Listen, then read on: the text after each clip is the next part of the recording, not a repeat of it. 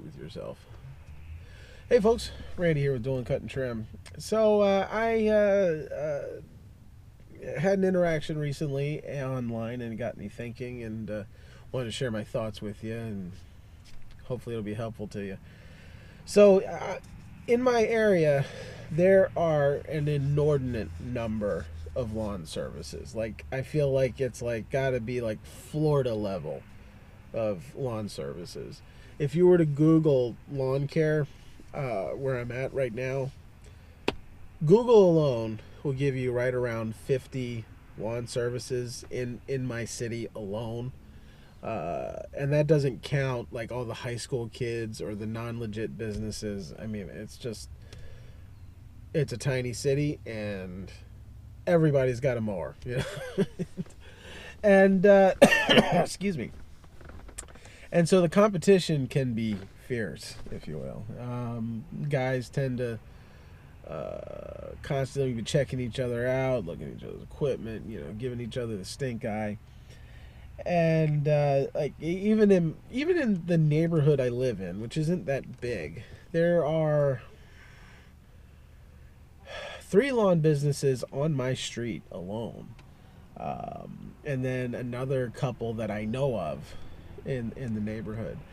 And the interesting thing about that is, of the 3 that are on my street, one's me, obviously. There's another one that's a couple houses down from me, and not pleasant at all.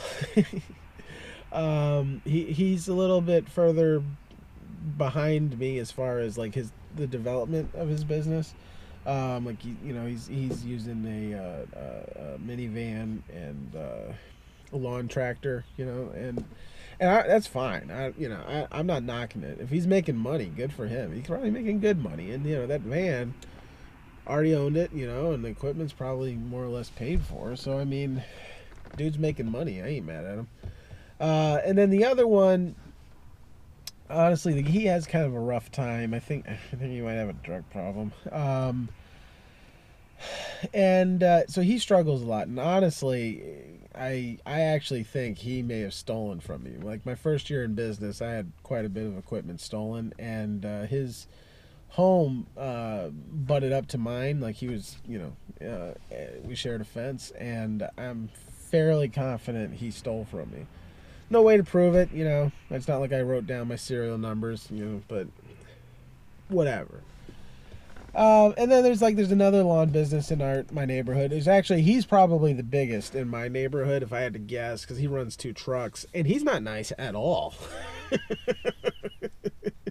I've seen him at the gas station several times and he just looks at you like, oh, I hate you, Which, he has he has more of a typical setup, the truck with the trailer, and the trailer's nice and lettered. And actually, I really like the design of it. I don't like his company name, but I really like the way he's branded himself, like the way it looks. And, especially at the time, I was running mowers just, out the back of my, in the back of the truck, in the bed of the truck. There you go. And so he wasn't pleasant at all. And I always thought that was weird because I have relationships with other businesses in my area, and it's not negative at all. Specifically, there's this guy, Bill. He runs Billy Goat Lawn Care in my area, and he's great. He and I talk not frequently, but more than I talk to anybody else, and it's a pleasant interaction. He sends me work.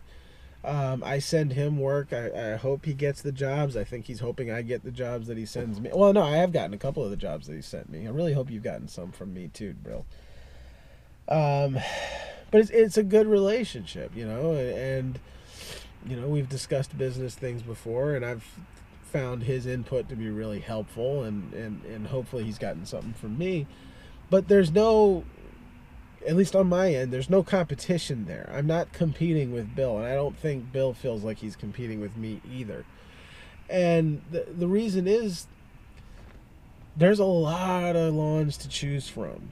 I mean, a lot of, yeah, there's a lot of lawns to go around. There's a lot of companies to choose from. And there's more than enough work to go around. So there's no need to be in this cutthroat, I'm angry at you, oh, this guy, lawn, enemy lawn care company, whatever. There's no need for it, because we're working together. Like we're not that we're working together, but we both work in the same area, but we're both I'm trying to think of how I want to phrase it. I don't want to put stuff on him, so I'm just going to stop talking about him. So I'll just say what I do. So I do compete, but I compete against myself. I keep track of my numbers. I keep track of how many lawns I do. I keep track of how many yards of mulch I put down. I keep track of my numbers, and I am in a constant competition with Randy from a year ago to do better.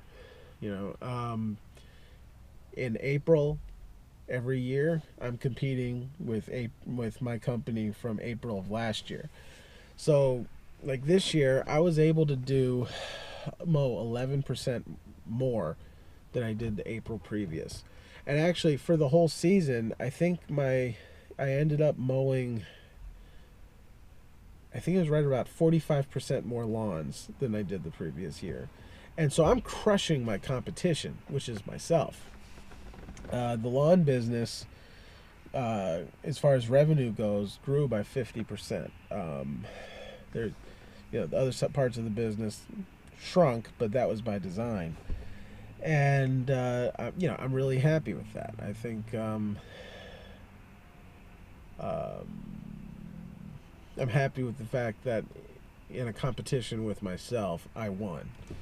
And that's how I view it. You should be looking at yourself and what your numbers were the previous year. Like, how many complaints did I have last year? I need to get that lower this year. How many customers stiffed me last year? I need to get that lower this year. How many windows did I break last year? I need to get that lower, which I did. I broke 2 windows last year, 1 this year. Let's see if we can get it down to 0. And this year, I didn't run over any sewer caps. I'm always good for 3 or 4 sewer caps a year. I didn't run over any this year. And so that's what I'm doing. I'm trying to compete with myself. I don't worry about what other people are doing. I'm trying to make my business the best business it could possibly be, so that my customers benefit and then I benefit. So if you want to get into competition, you can get all the info on your competition that you need.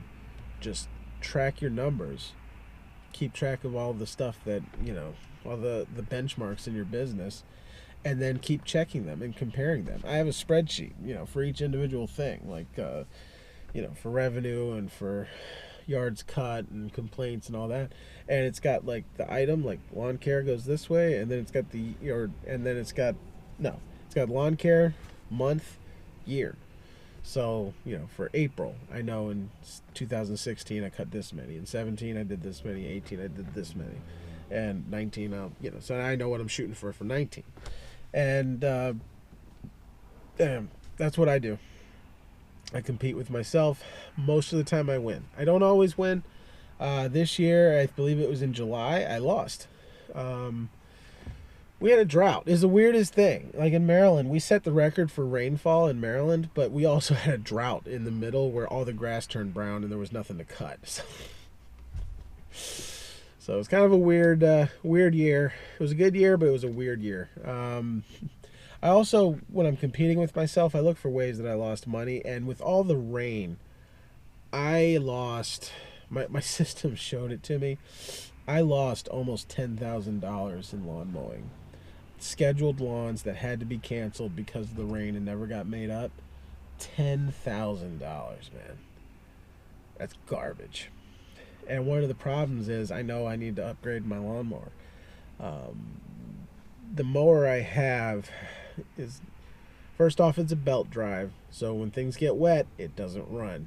The second thing is it has skinny tires, so when it gets wet and things get soggy, not only will it not go because of the wet belts, it also will sink down because of the narrow tires. And so I really, really, really got to upgrade the machine for next year because $10,000, that's a lot to leave on the table. I could have paid cash for that brand new mower with $10,000. I could have done a whole lot of things with $10,000. Love to have that $10,000 right now. But I'm getting off track. So I hope this was helpful to you. Compete with yourself and just kick your own butt every year. This is Randy with Dolan Cut and Trim. Have a good one.